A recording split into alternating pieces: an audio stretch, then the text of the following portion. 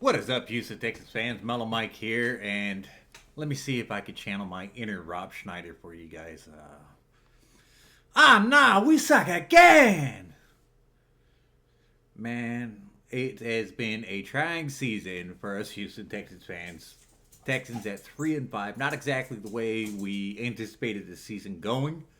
I know a lot of us predicted that the Texans were going to win this division, and that does not seem to be the case this year.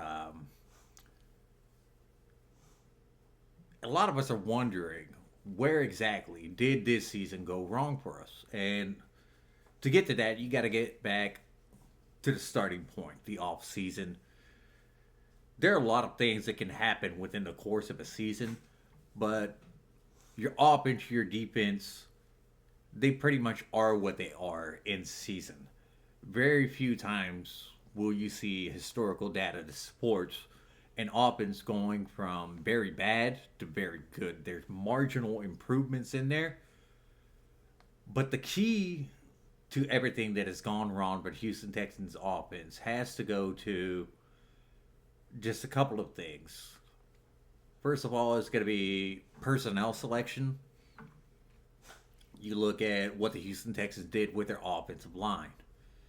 They bring in Ed Ingram. They bring in Laken Tomlinson, who has been absolutely atrocious.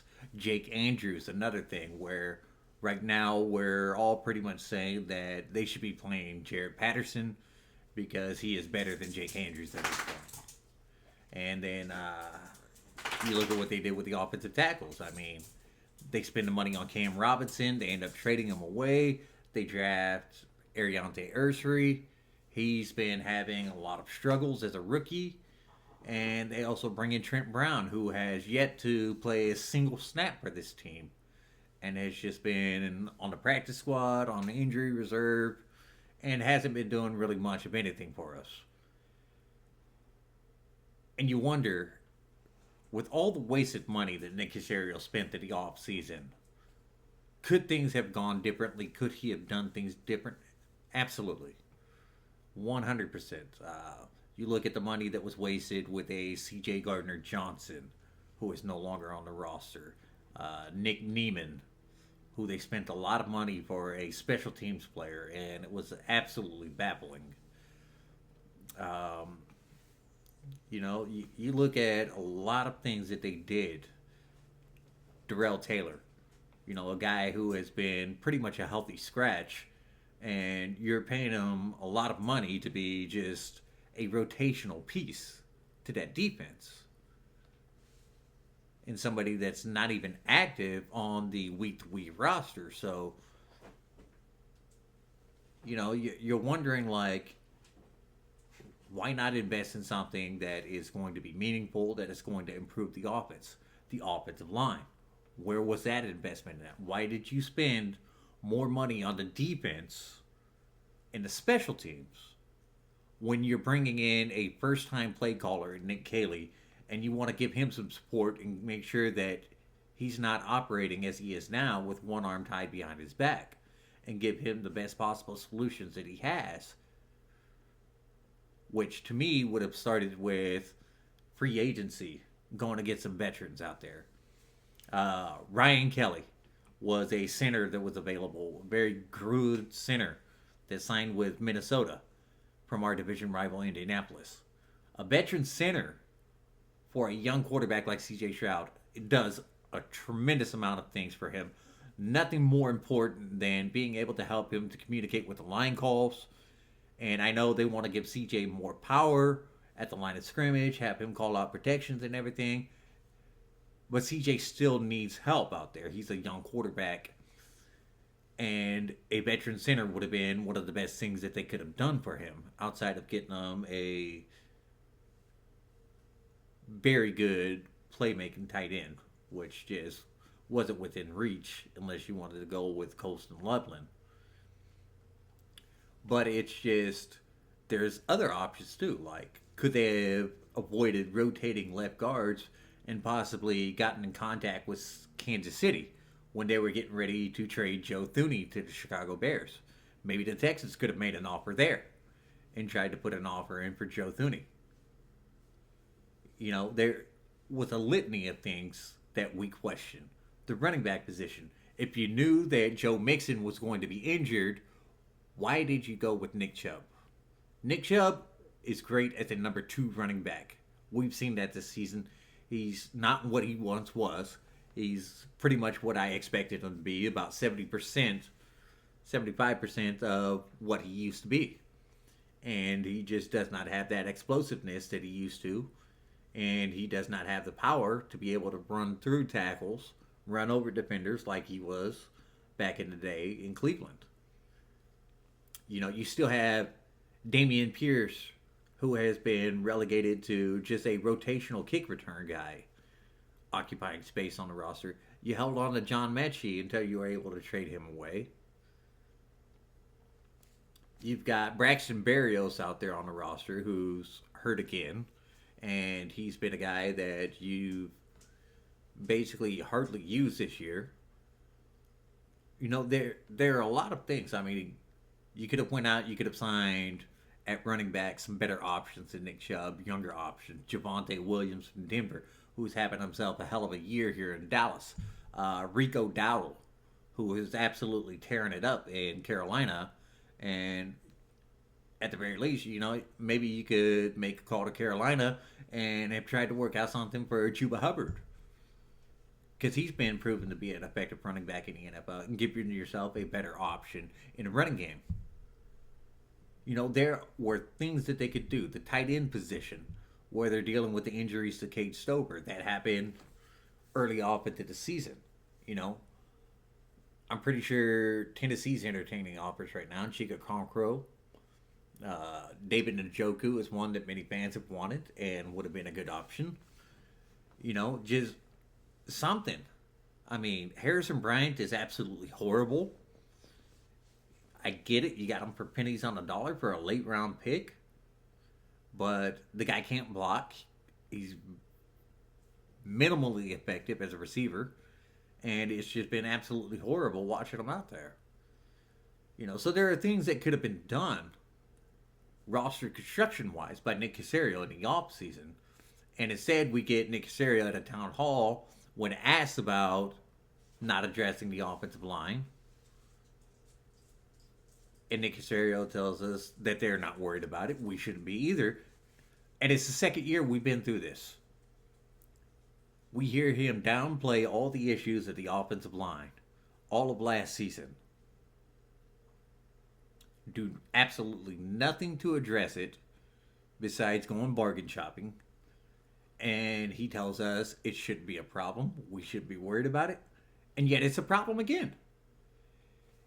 This is just being completely tone deaf to everything on the opposite side of the ball. Now, another thing that's going wrong with the Houston Texans, with Nick Caley in particular, is the usage of the personnel. And we've seen this. You got a veteran out there at Christian Kirk who seems to be a guy that you cannot sit there and limit his role for whatever reason and find a way to play a more productive and more explosive rookie in Jalen Noel. And this is a guy that the past two games, he had 142 receiving yards. He had 4 explosive plays. He's probably the best kick returner, punt returner that we have on the team. And you don't maximize his touches. Jaden Higgins is the guy that you drafted earlier than Jalen Noel. And yet he gets put to the white side for Christian Kirk as well, at Braxton Berrios. And he can't find ways to get touches. It's confounding and just aggravating, to say to the very least, that you can't find a way to create roles and get meaningful reps and snaps for these guys. I heard in the offseason, well, Jalen Noel is a very straight line athlete. Doesn't look like it to me. Looks like he's maybe got a limited route tree, but there are routes he could run. So design those routes. Find ways to incorporate him into the offense. Get your best players on the field. Find packages for them and find ways to get them the ball. It's not that difficult. And that's something that Nick Caley has struggled to do. He has not been able to get Nico Collins involved. He has not been able to produce a meaningful running game, and he has not been able to get the best out of CJ Stroud until here very, very lately. And we're in week 8 of the season. And this offense continues to not have an identity. They struggle in the red zone. And an offensive line is pretty much like a knife when it comes to the running game. The interior 3 linemen, your centers and your 2 guards, are like the point of a knife, and they're going to pierce that defensive line and open up those running games. And your offensive tackles, your tight ends on the edge, those are like the blade of the knife. They are to do the cutting. Where you're going to do most of your damage at, where you're going to get your big chunk yards off at the edge for those explosive plays. And yet, these guys can't find a way to get a single yard, on goal lines. And it's very, very frustrating for us as Texas fans watching that Denver game. Repeatedly trying to smash into the strength of the defense. Over and over and over. And another issue that we have is the play sequencing in goal line situations. It's one or the other. It's not a mixture of both. The past games, we've seen them try to throw the ball multiple times and abandon the run in the red zone. And then we see them go consecutively and run the ball multiple times and not try to throw the ball in the red zone. And CJ Stroud in that game before he got concussed, he was 6 of 7. He was feeling it. He was hot. So why you don't try to sit there and run a slant to Nico Collins? That's very effective. You've got multiple touchdowns off of slants to Nico in the red zone this year. Nick Caley has that very good play that he does with the play action where he will take his slot receiver and he will at them act like they're blocking and then leak out and get the corner of the end zone. He's used that play twice. Once with Braxton Berrios, and he also did it with Jalen Knoll. Very effective play. But at some point in time, as an offensive coordinator, you've got to sit there, reach into that bag. You've got to find some creativity when things are not working well. And creative is not trying to run a sweep to Nico Collins down there on the goal line. That's not creative. That's just dumb. Quarterback sneaks should be effective. Yet, you tried it with CJ, didn't work. Tried it with Davis Mills on the 3-yard line of all places. Not at the 1-yard line, the 3-yard line. And then we get into the problems with situational awareness. You know, you got a challenge flag in your pocket. Nico Collins was almost into the end zone, at least at the 1-yard line, the half-yard line. The refs placed the ball at the 3. At that point, somebody in the box upstairs should be sitting there calling down to Nico, hey, challenge that spot. Throw the flag. That's what those guys are for. That's their job. To sit there and trigger challenges when they see something, and they did not do that. And then you get into the whole woulda, coulda, shoulda on the goal lines with D'Amico at the press conferences, and we'll get into D'Amico Ryans and how he's handled himself at the podium in another video. But you want to say to go right at him, to be physical, to get in there and punch it into the end zone. And yet you lack the personnel to do what you want to execute. The word that you like to use a lot, execute. Well, the problem is, they've improved the pass blocking. And I got to give a tip of the cap to Cole Popovich, because he's done a good job with the offensive line, cleaning up the protections, getting that offensive line working with the tight ends and the running backs. And there's still some flaws in it, but it is night and day better technique-wise as to what they were doing last year with all the mental errors, the miscues, and miscommunications, whatever else that they wanted to blame that on. These guys are doing a fairly decent job of picking up the blitz, not allowing free runners to come at CJ Stroud on most of the parts. And a lot of times, when you do see a guy get after CJ Stroud and get a sack, It's because there's confusion on the edge by the running backs as to, is the tackle going inside and picking up this guy, or is he picking up the guy on the outside? And by the time the running back realizes that the tackle's going inside and he's supposed to be picking up the guy on the guy on the outside has already had his rush take him past him, and he's too late. But the biggest problem with the offensive line in the running game is just it has been sloppy and piss poor. It is some of the worst and most atrocious run blocking that I have seen in almost 35 years of football. And it is some technique. These guys are very slow off of the ball. They don't fire out of the snap. The simple basics of run blocking for an offensive line is as soon as the snap comes, you fire off.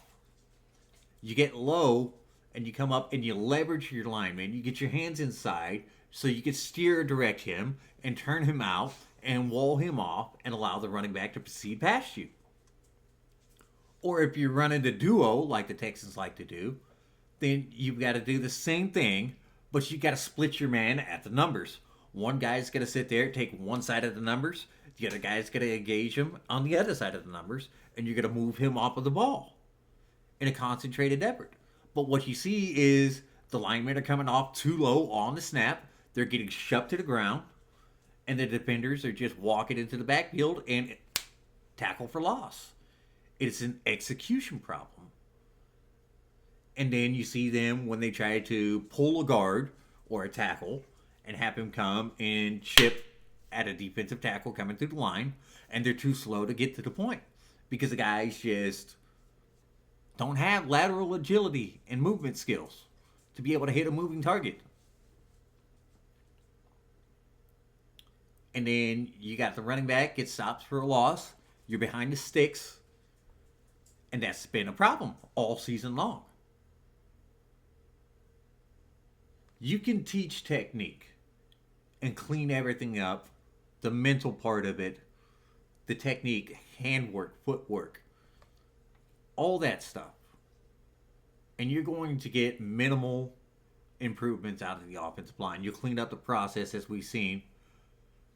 But what you're missing is that with strength and lateral agility, you can only improve those marginally. You either have it or you do not have it.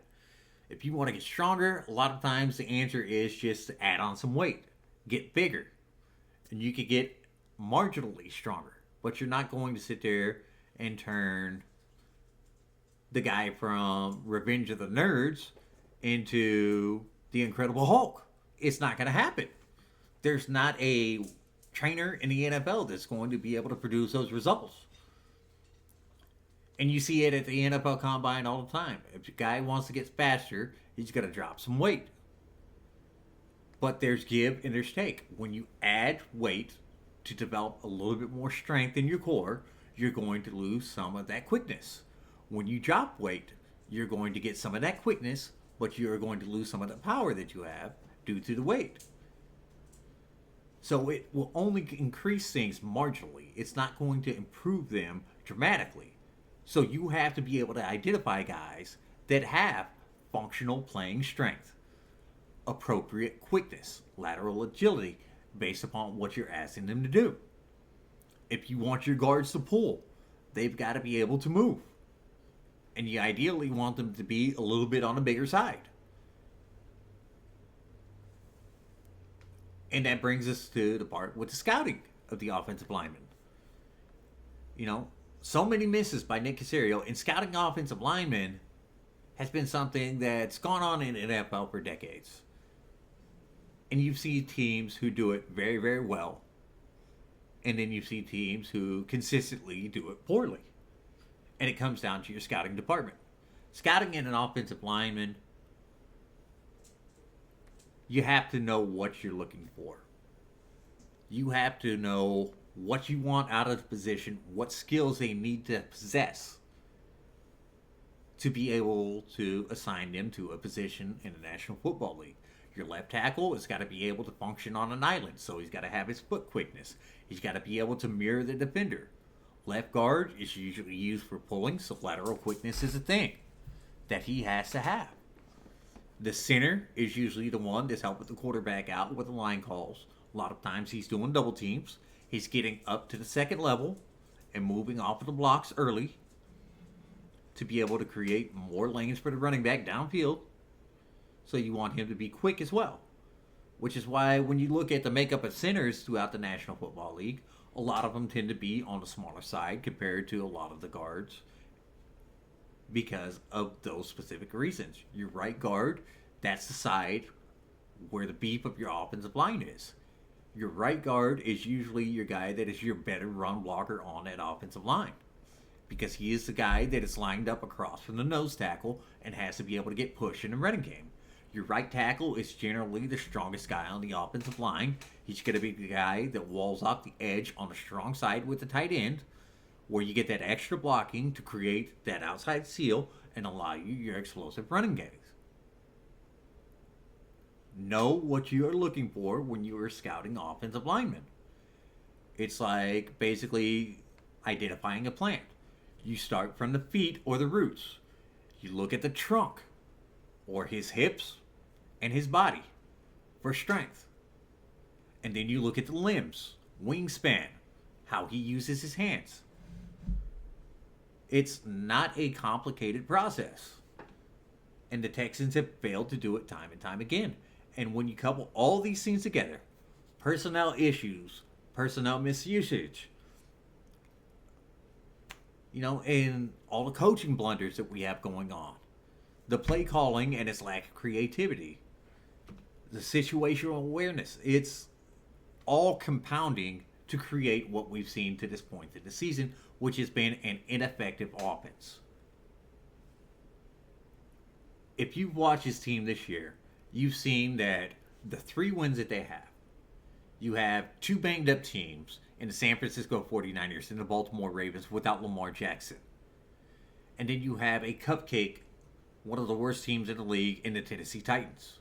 Those are your only 3 wins. The other wins against anybody else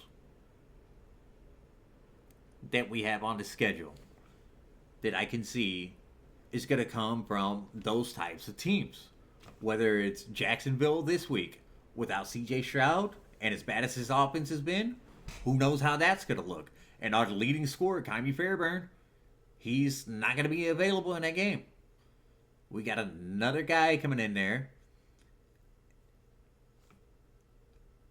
And you may end up, if this guy chokes, doing the same thing with Dare Ogunbowale again, and he becomes a folk hero in Houston for a limited time again.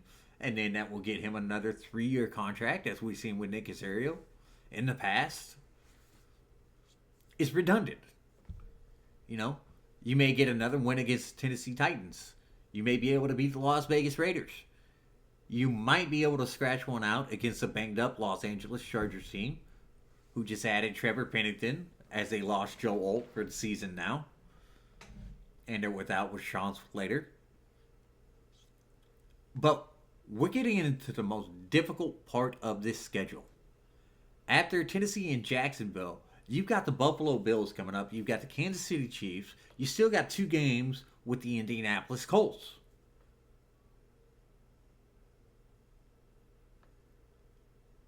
Outside of those 4 games that I mentioned, where are the rest of the wins coming for this football team?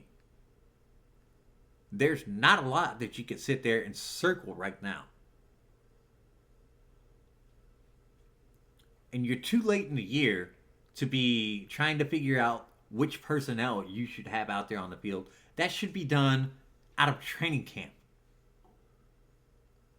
And you should not be shuffling your roster this far into the season. When you're rotating your left guards, then you really don't have a very good option at left guard. When you're cycling through wide receivers,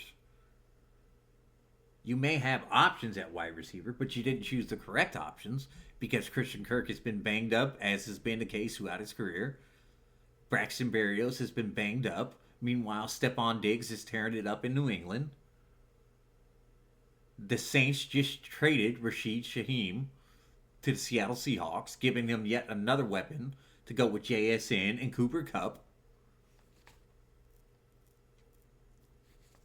What was done to make this football team better this offseason? Look at it on paper.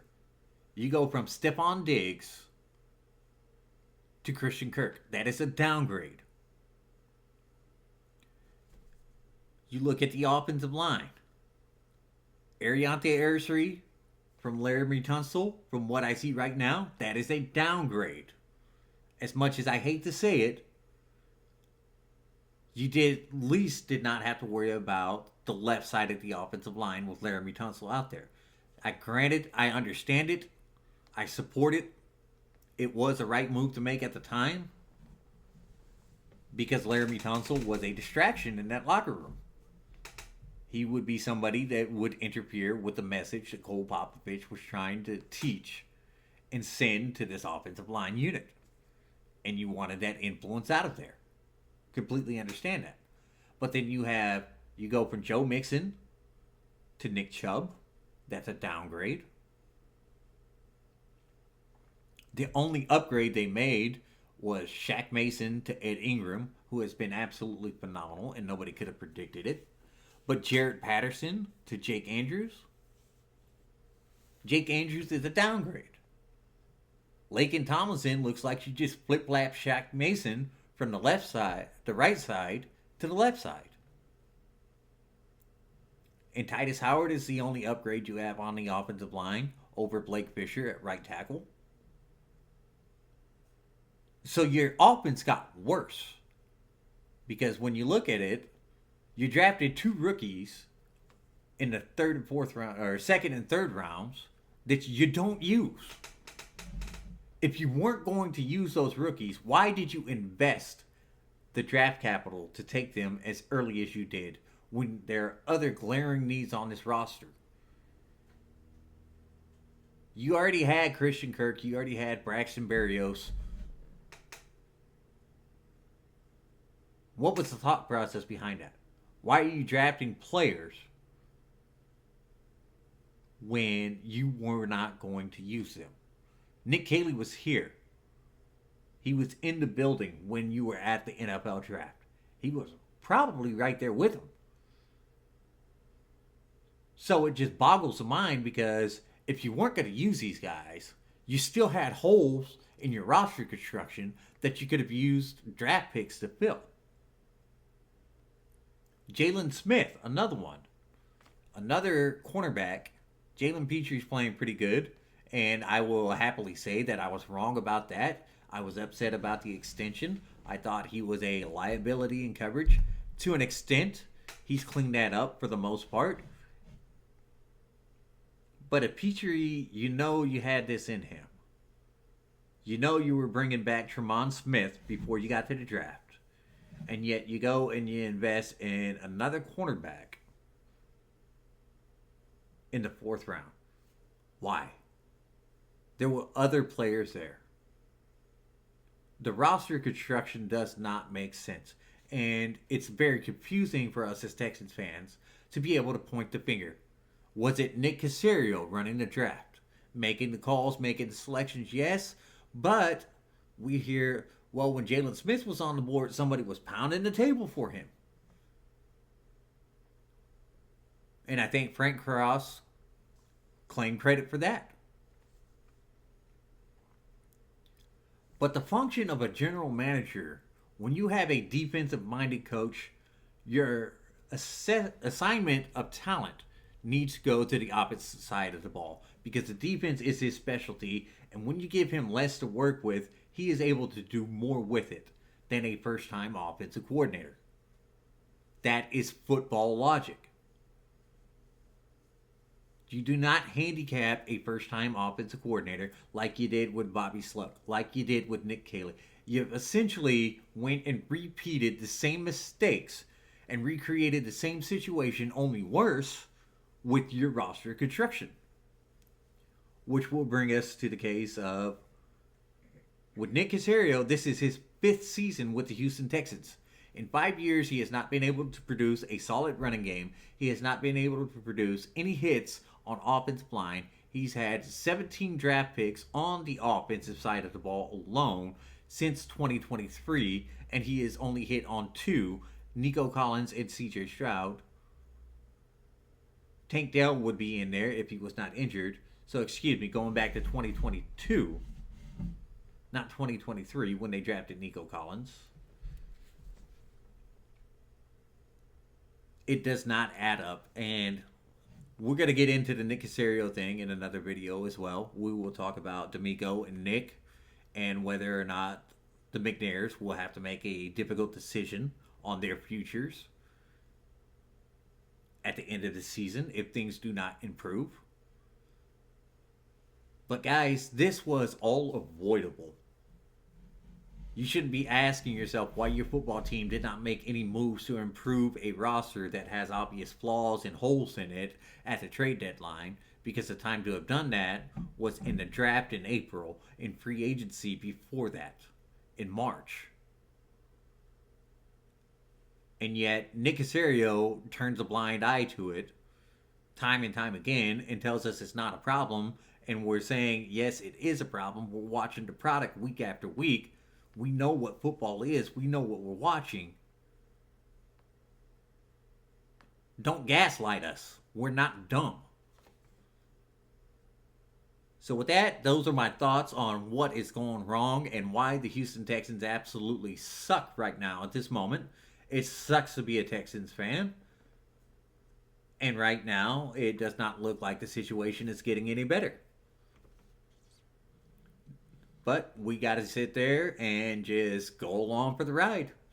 Because we're Texans fans, and we have no control over this roster. And it seems like we sit there and we tell them the things that we see. Hey, why don't you guys use Woody Marks a little bit more? And then they start using Woody Marks, and he's productive. But then all of a sudden, brain fart. Oh, yeah, let's get Daria Goombawali in there for a couple more runs. Hey, let's go out there. Let's use Jalen Noel. He's been pretty effective on special teams. Best returner there is. Let's maximize our field position and give our offense some short fields because they can't score for shit. No, we don't do that. We rotate them. Not Frank Ross's decision, according to them. Why rotate when you got a guy that is excelling in doing it? And you're not using him for very many offensive snaps. It's frustrating. And we call it out. And everybody in the local media brings it up in the press conferences. And they just continue to ignore it and continue to do the same things. And that is the definition of insanity. Doing the same thing repeatedly and expecting a different result.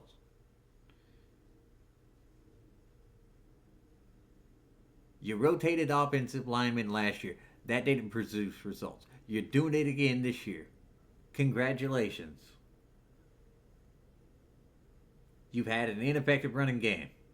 You knew Dameon Pierce couldn't find a hole.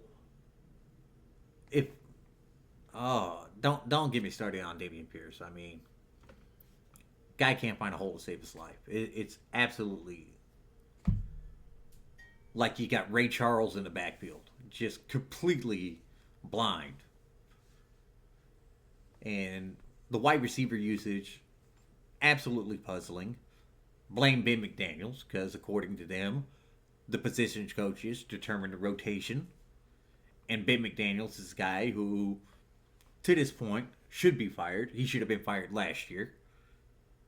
He's a guy that does not use the personnel correctly. He's a guy that has not seen anybody outside of the natural talent brought in Nico Collins and Tank Dell develop until Xavier Hutchinson this year. What are we doing here, guys? We have an elite defense whose performances we continue to waste week after week because you cannot figure out the offense. I got a news flash for you.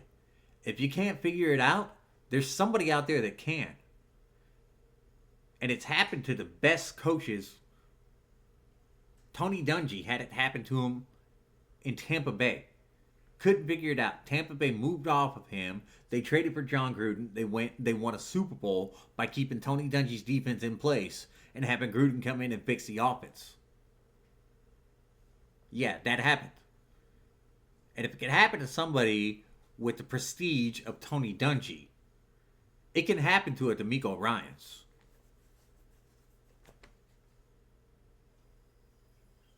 So, guys, those are my thoughts for tonight.